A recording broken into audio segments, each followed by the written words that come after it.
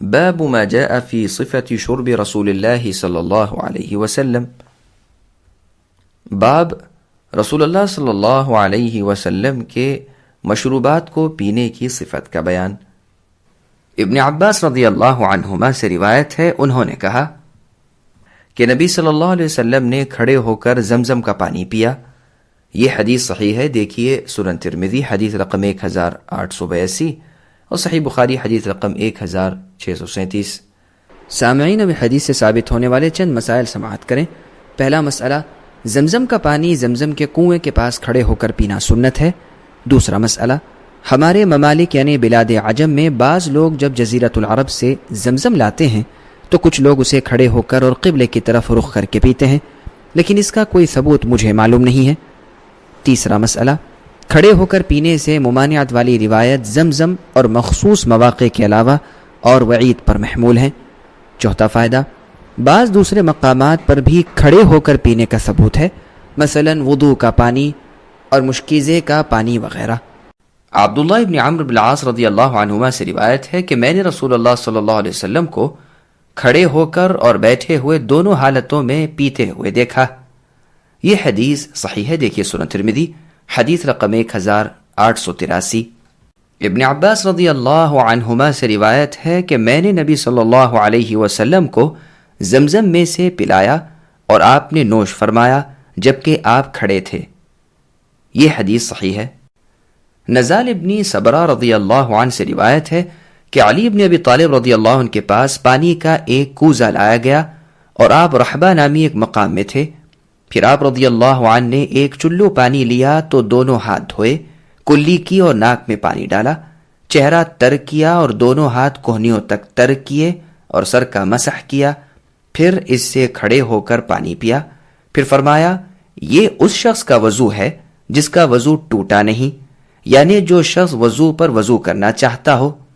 میں نے رسول اللہ صلی اللہ علیہ وسلم کو اسی طرح کرتے ہوئے دیکھا ہے.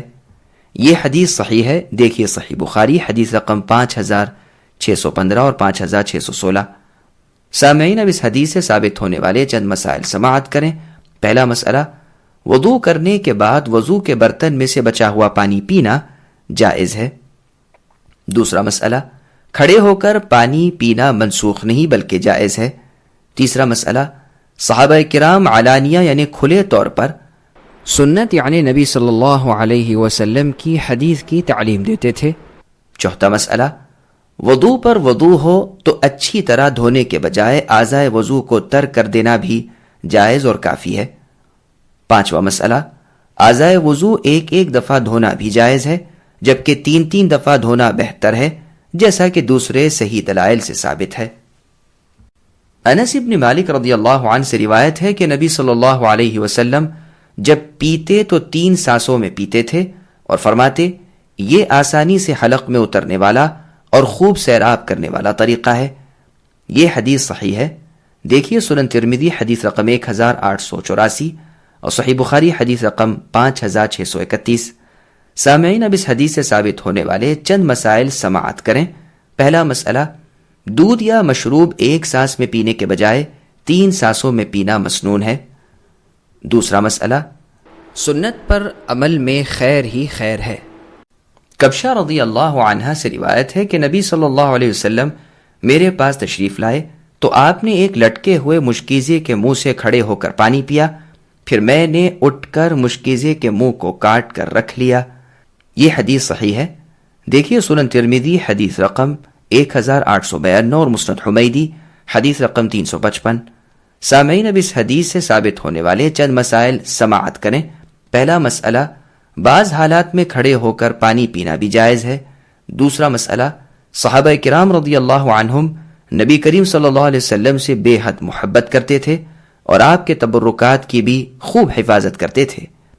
تیسرا مسئلہ، سیدہ کبشہ بنت ثابت ابن المنذر البرسا سیدنا حسان ابن ثابت رضی اللہ عنہ کی بہن تھیں.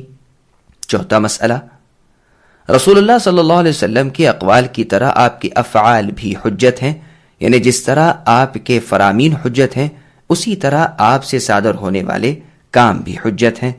پانچواں مسئلہ، ضروریات زندگی کی اشیاء اکٹھی کرنا اللہ تعالیٰ پر توکل کرنے کے خلاف نہیں ہے۔ ثمامہ ابن عبداللہ ابن انس رحمہ اللہ سے روایت ہے کہ انس ابن مالک رضی اللہ عنہ برتن میں پانی پیتے وقت 3 مرتبہ سانس لیتے تھے، اور انس رضی اللہ عنہ فرماتے کہ نبی صلی اللہ علیہ وسلم برتن میں پانی پیتے وقت 3 مرتبہ سانس لیتے تھے۔ یہ حدیث صحیح ہے، دیکھیے سنن ترمذی حدیث رقم 1884 اور صحیح بخاری حدیث رقم 5631۔ سامعین، اب اس حدیث سے ثابت ہونے والا ایک اہم فائدہ سماعت کریں۔ جو کام نبی صلی اللہ علیہ وسلم نے کیا اور اس میں آپ کی تخصیص ثابت نہیں تو اسے اپنانے میں ہی کل خیر ہے۔